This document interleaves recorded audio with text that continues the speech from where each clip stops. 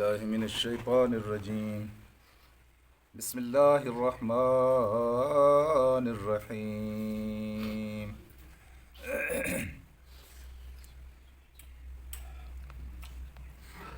قال إنما أشكو بثي وحزني إلى الله.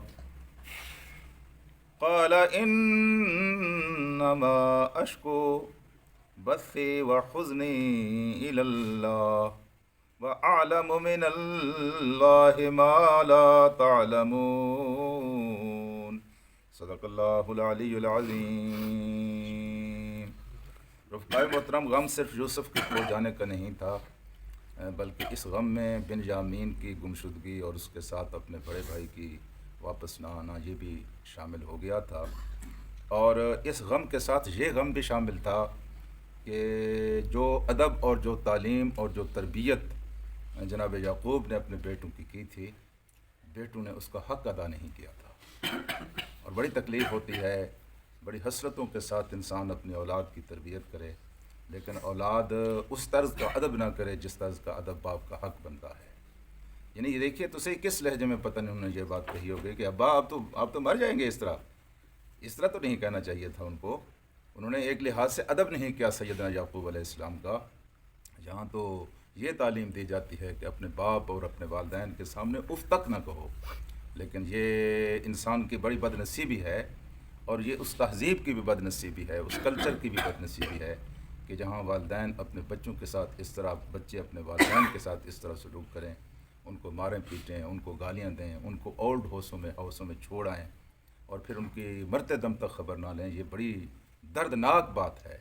تو غم صرف وہ نہیں تھا، اس کے ساتھ سارے یہ غم، لیکن اتنے سارے غموں کو سیدنا یعقوب علیہ السلام نے کسی کے سامنے کھولا نہیں، اور کسی کے سامنے کھولنا بھی نہیں چاہیے. یہ بندہ مومن کی شان کے خلاف ہے کہ اپنے غم یا اللہ تعالیٰ کی طرف سے دیے ہوئے غموں کو لوگوں کے سامنے بیان کرے.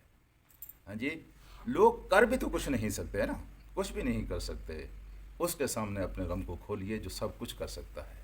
اور یہ بات ذہن میں رکھیں کہ جس کو اپنے خدا سے بات کرنے کا ڈھنگ آ گیا اور اپنے خدا سے بات کرنے کی اس کو لذت مل گئی، یقین فرمائیے وہ کسی کے سامنے اپنی شکایتیں رکھتا بھی نہیں ہے، اپنے حال دیتا بھی نہیں ہے.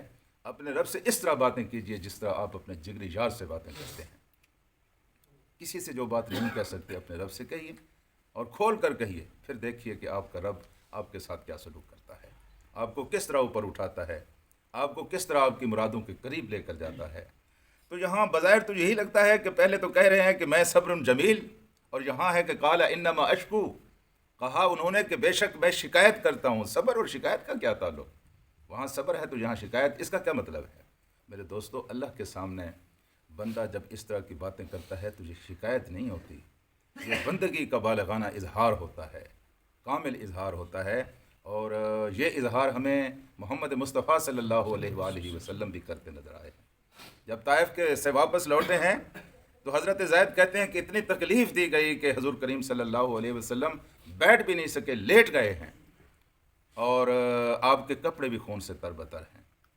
میں نے جوتا جب ان کا اتارا تو جوتے کے اندر اتنا خون لگا ہوا تھا کہ چپک گئے تھے جوتے، آپ کے حضور کریم صلی اللہ علیہ وسلم کے پاؤں سے چپک گئے تھے. وہاں سے جب آپ مکہ پہنچتے ہیں تو یہاں کا ایک سردار کعبے کے اندر اعلان کرتا ہے کہ میں محمد کو پناہ دیتا ہوں، اور ابو جہل اس کو روکتے ہیں، اسے کہتے ہیں تو کیوں پناہ دیتا ہے؟ ہمارے شہر کو چھوڑ گیا ہے، ہمارا باغی ہے، ہماری تہذیب پر اس نے حملہ کیا ہے، ہماری پرامن بستی تھی اس کے اندر اس نے ایک انتشار پیدا کر دیا ہے، باپ کو بیٹے سے لڑا دیا، بھائی کو بھائی سے لڑا دیا، ماموں کو بھانجے سے لڑا دیا. یہ سارے الزامات حضور کریم صلی اللہ علیہ وسلم کے اوپر تھے. جی تو کیوں اس کو پناہ دیتا ہے؟ صحابہ کہتے ہیں کہ اسی اسنا میں ہم نے دیکھا کہ اللہ کے رسول وہاں بیٹھے ہوئے تھے، اور وہاں جو بات وہ کہہ رہے تھے وہ تقریباً اس سے ملتی جلتی بات تھی. وہیں وہ دعا کر رہے تھے کہ اللہ تو نے مجھے کن لوگوں کے سپرد کر دیا ہے.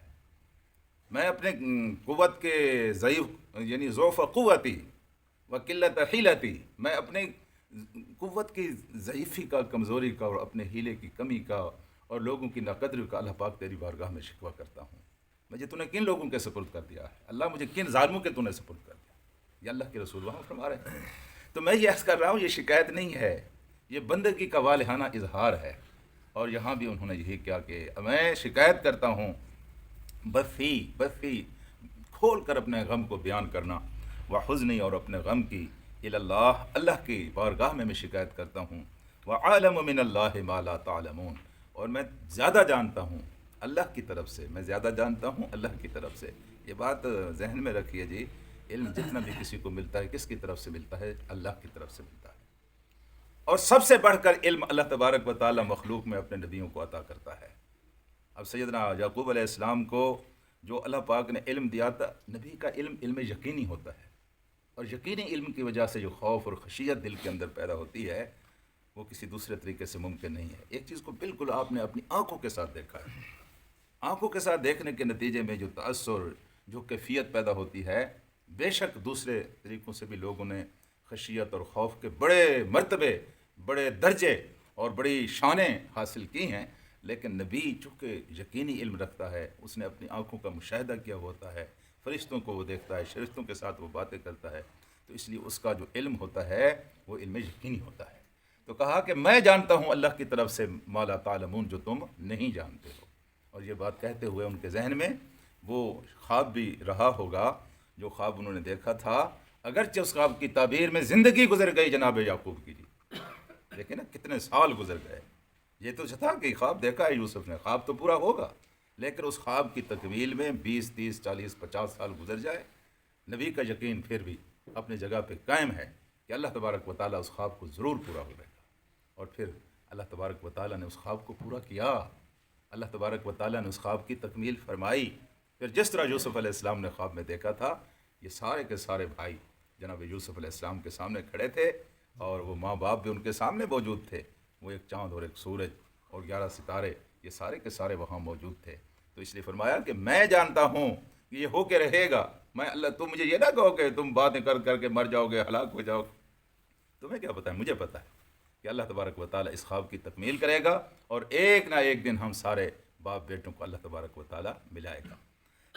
آگے کیا ہے تذکرہ، بڑا خوبصورت تذکرہ ہے، انشاءاللہ کل اس کا ذکر کریں گے۔ اللہ سے دعا کرتے ہیں کہ اللہ تبارک و تعالیٰ ہمیں قرآن کو سمجھنے، اس پر عمل کرنے کی توفیق عطا فرمائے۔ اللہم صلی علی